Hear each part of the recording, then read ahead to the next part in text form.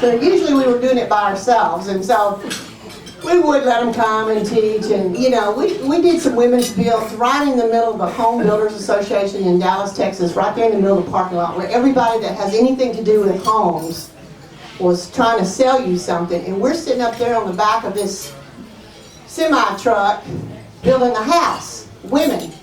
And we're pulling out all these tape measures, and we'd get everything down to the 16th of an inch, and everybody thought we were just so amazing that they would come out at their lunchtime and just sit there and eat a sandwich and watch us build.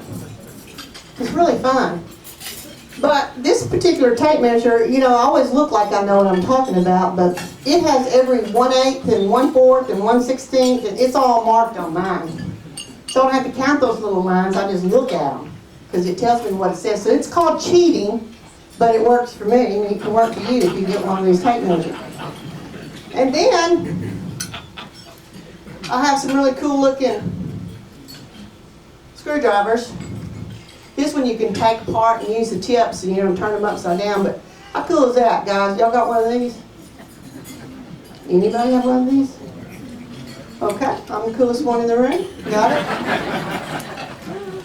Then I have one of these little pocket slicers. You don't think going to the airport was more fun with that? And your name is Mike Huckabee. Yeah, that'll work. Don't do that too often. But look at that. Is that cool? It's all in flowers and stuff. Now women, it's not that we build houses any better than men, or men build houses any better than women. It's that we have more fun when we do it. You know, because at lunch break, we have the massage therapists bring in those little chairs that you lean over, you know.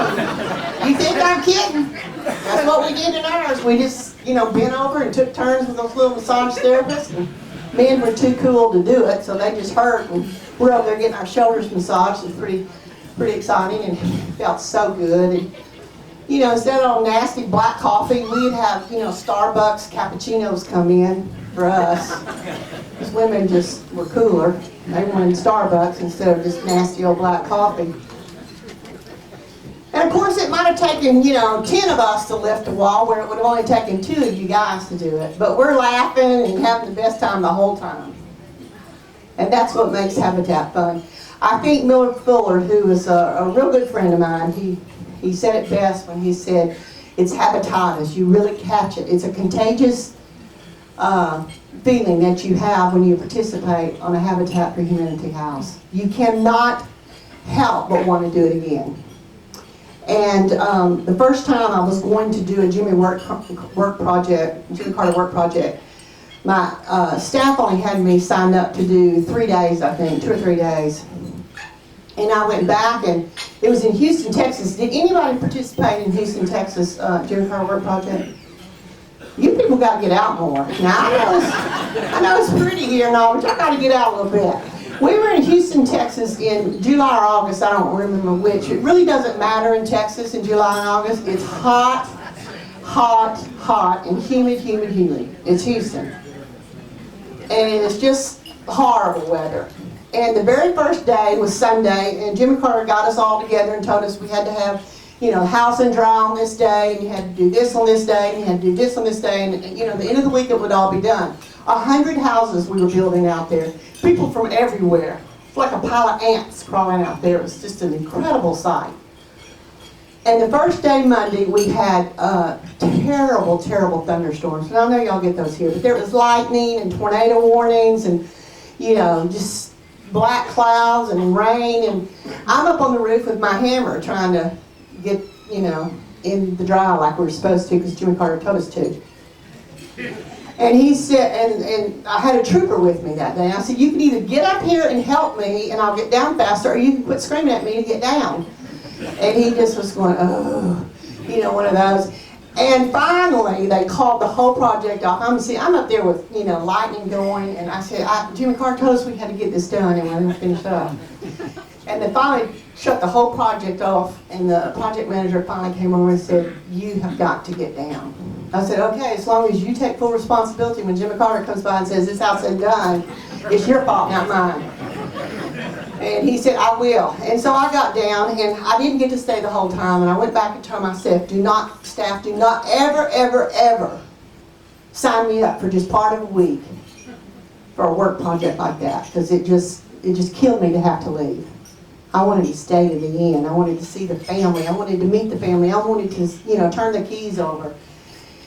And it just hurt me. But when I led the First Ladies Bills, and we were the first house to be built with that project in Arkansas, again, tornadoes, all things happened there. I had several other First Ladies there trying to help me, and we had our cappuccinos, we had our massage therapists, we had the whole schmear, and those tornadoes were messing up everything. And I was bound and determined to get that house done, and we got almost all of it done until Sunday morning the carpet wasn't put in.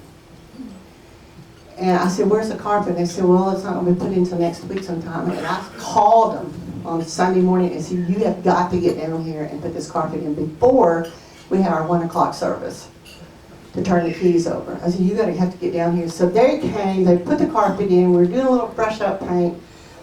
And the lady that was receiving the house said these words to me: in every house I build and every time I pick up a hammer or any of my fancy tools, I remember these words. She was married to a man, and they each had 3 children, so they were bringing 6 children into this 3-bedroom home. And she didn't know the carpet was in, she didn't know it was finished, and when she came and she walked into that door, and tears rolling down her face, she said these words. She says, you have raised my Titanic. And I'm trying to think, what's she talking about? What does that mean? And then I really got to thinking about the Titanic. It's still down there. It hadn't truly been raised. And for her to have a place to call home, for her to have a place that she felt secure and safe, and a place for her children to be, and they were safe, and they had a great place to sleep and to grow up. It was all the burdens of the Titanic lifted off her shoulders. And it was an amazing thing to see. And I never forget that. Every time I'm just hammering a nail in the wall at home to hang something up on the wall, I remember, whose Titanic are we raising today?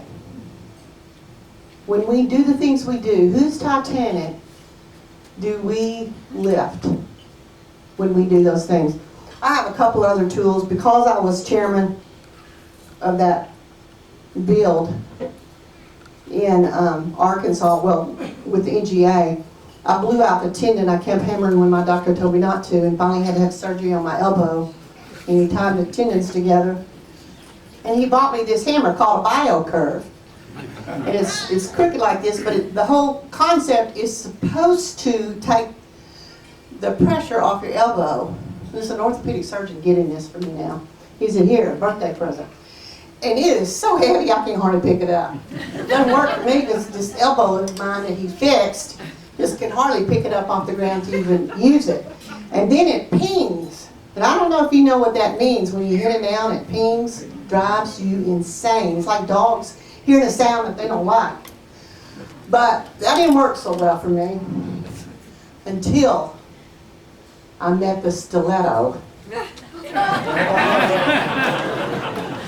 Now, this baby is just like my knees. It's made of titanium. And it doesn't weigh hardly a thing. You can almost twirl it. And when I met this baby, guys, do you have one of these? One person finally has a tool worth bragging about. Is it not worth bragging about? It's on the shop cart. Anybody can use it. Nobody would use it? No, anybody can use it Oh. if they're man enough. Well, this is like a 12-ounce hammer here, but they'll hammer like a 24-ounce. It is a mean son of a gun. And they've been around since 1849. Okay, if you can withstand that alone, that means you're big time. This is the hammer of choice.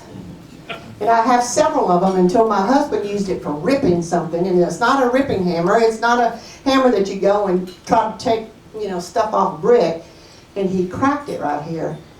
I said, do you have any idea what you have done? He said, I'll get you another one. I said, that's a stiletto.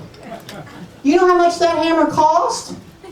And he said, $10, $15. I said, no, lots more than that. It's over $100. It's a nice hammer. He said, well, nobody gets that upset about a broken hammer. And I said, well, then you've never used a stiletto.